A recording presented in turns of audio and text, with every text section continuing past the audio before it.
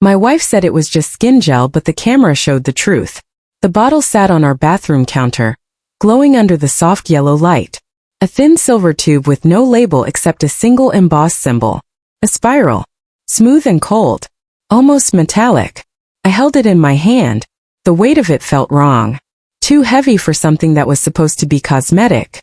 My wife stepped out of the shower with steam curling around her like a veil. She smiled. Her voice sounded light. Too light. She told me it was only skin gel. Something her coworker recommended. Something new. Something harmless. Her fingers trembled when she took it back. Barely noticeable. Barely.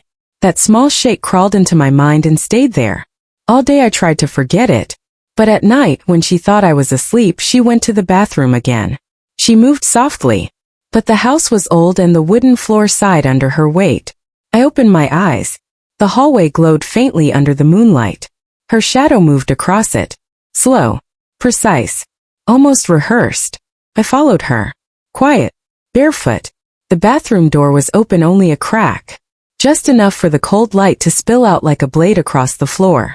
I heard a whisper. Not her voice. Not human. I stepped back, my heart beating in sharp, uneven kicks. The whisper faded when she came out. She jumped when she saw me. She clutched the silver tube behind her back. She told me again it was only skin gel. She sounded calm. Too calm. Her eyes did not match that calmness. She hurried past me and went to bed. I stayed awake. Thinking. Remembering the whisper. Remembering the weight of that tube. In the morning she left early for work. Too early. She never left before sunrise. The house felt hollow without her footsteps. I walked to the bathroom. The mirror still held traces of steam from her shower. A faint outline of a hand remained on the glass. Not her hand. The fingers were too long. Much too long. My stomach tightened. I needed proof. Something real. Something I could see when she was not around. So I installed a small camera inside the cabinet. Hidden behind the towels. Nothing special. Just enough to catch her nightly routine. I waited until she returned home. She acted normal. She asked about my day. She cooked dinner. She watched television beside me. But she did not touch her food. She only pretended to chew. When night settled, she told me she felt tired. Her voice sounded distant. As if she spoke through a wall. She went to bed early. Hours passed. The house grew darker. Quieter. Heavier. Then the floor sighed again. I opened my eyes. The hallway glowed with that same thin slice of light. She walked toward the bathroom. Slow. Steady. Controlled. I did not follow her this time. I reached for my phone. I opened the camera feed. The screen flickered once. Then the image sharpened. My wife stood in front of the sink with her back to the camera. Her shoulders were stiff. Her breath came in rapid, uneven pulls. She unscrewed the cap of the silver tube. A thick blue substance slid out. It pulsed faintly like a heartbeat. She pressed her palm into it. The substance writhed around her skin. It wrapped upward, crawling across her wrist. She whispered something to it. Soft. Prayer-like. The camera picked up a faint sound. A response. A low vibration that shook the cabinet door. My throat tightened. I leaned closer. Then she lifted her head. Slowly. Very slowly. Her reflection stared into the mirror. But the reflection was wrong. The face in the glass smiled before she did. Stretched wider. Much wider.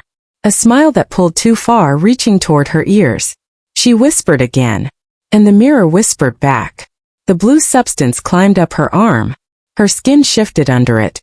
As if something beneath her flesh pushed outward, testing the surface. She exhaled sharply and the bathroom light flickered. The reflection leaned closer to the glass. But her real body did not move. The reflection moved on its own. The reflection mouthed words. Clear. Slow. Deliberate. Let me out.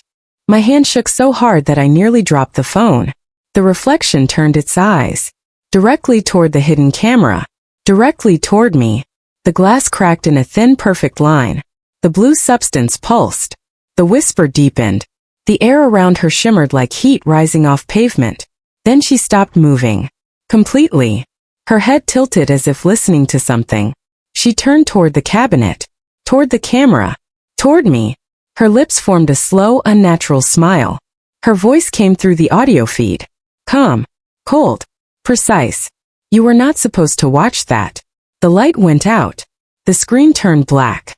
But the last frame did not disappear. It burned itself into the display. Her face. Her eyes. Wide and hollow. Staring. The bathroom door creaked open. Not in the video. In the hallway. Outside my room. Her voice drifted through the darkness. Not calm. Not careful. Not human anymore. And I realized the truth. The thing using her skin was not finished with me.